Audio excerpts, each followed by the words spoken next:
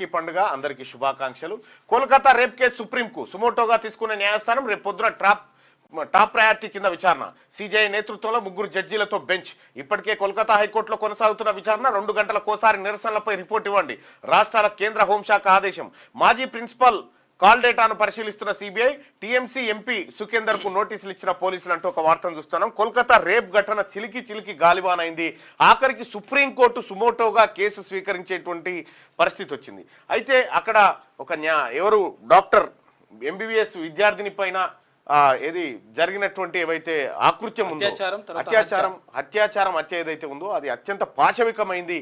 కాకపోతే మన దేశంలో ప్రతి 3 నిమిషాలకు రేప్ జరుగుతూ ఉంటది.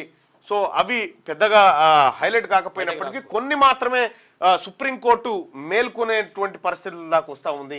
కాబట్టి ఎక్కడైనా కూడా అఘాయిత్యాలు జరగడం అనేది ఘోరం, అది జరగకూడదు. సో దానికి సుప్రీంకోర్టు సుమోటోగా తీసుకునేటువంటి పరిస్థితి వచ్చింది. ఇక నేడు సూపర్ బ్లూ మూన్ అంట.